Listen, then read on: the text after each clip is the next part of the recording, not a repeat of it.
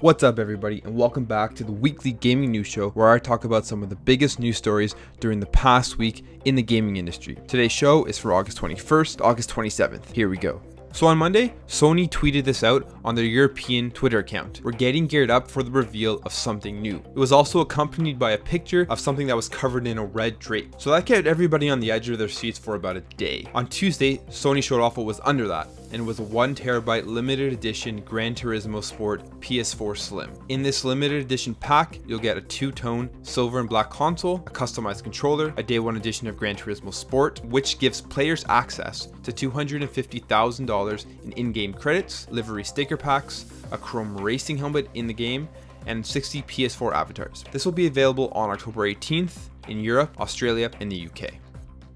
The first wave of the Xbox One X pre-orders opened up after Microsoft's Gamescom press conference. However, it wasn't just the regular version of the Xbox One X, it was a limited edition Project Scorpio edition. The pre-orders sold out instantly, and it seems like there will not be another run of these limited consoles. According to Microsoft's head of Xbox marketing, Greenberg, they expected their inventory to last at least 1 week, but they clearly grossly underestimated the popularity of this limited edition console. He also stated that this console was for those who are the core fans who would line up at a physical store in order to get their hands on the new Xbox consoles day one. With the lack of exclusives for the Xbox right now, many people are skeptical of how well this more expensive Xbox will sell, but as of now, it looks like it's been off to a good start.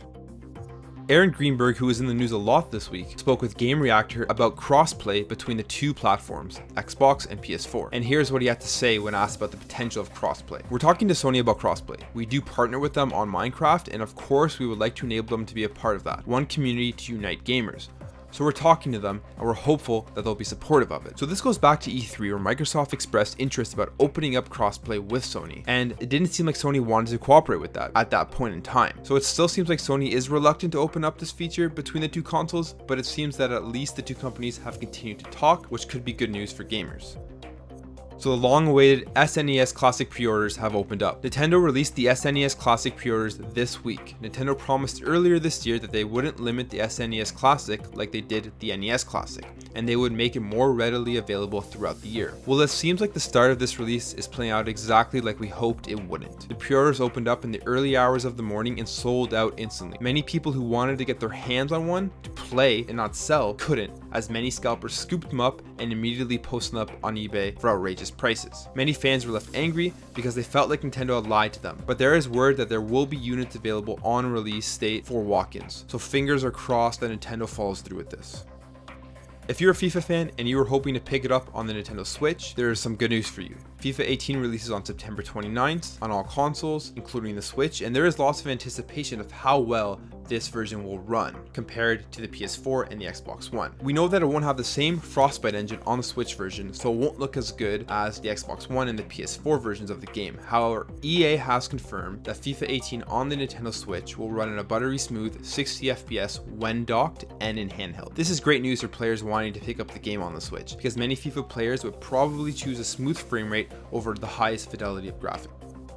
So The Secret of Mana is getting a 3D remake. The Secret of Mana is a highly acclaimed RPG that released in 1993, and it is getting this 3D remake on the PS4, the PS Vita, and through Steam on PC. The remake will get updated gameplay, music, and voiceovers. This is great for fans of the game, as well as for people who have never played the game but love RPGs. It is interesting though, however, that the game was made popular on the Super Nintendo, but there won't be a version of this 3D remake on the Nintendo Switch. So this kind of goes back to the third-party support debate that has been plaguing the Nintendo consoles in the last few generations. You would think that a game like this that Switch could definitely run and would translate perfectly on the Switch because of that portability concept will receive a remake, but unfortunately it seems like this isn't going to happen.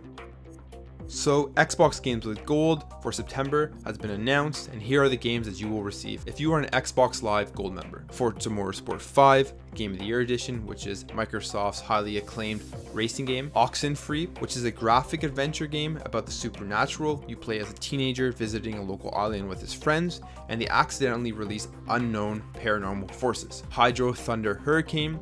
This is a fun, fast arcade boat racing game, and Battlefield 3 for the Xbox 360. And that wraps up your weekly news for August 21st to August 27th.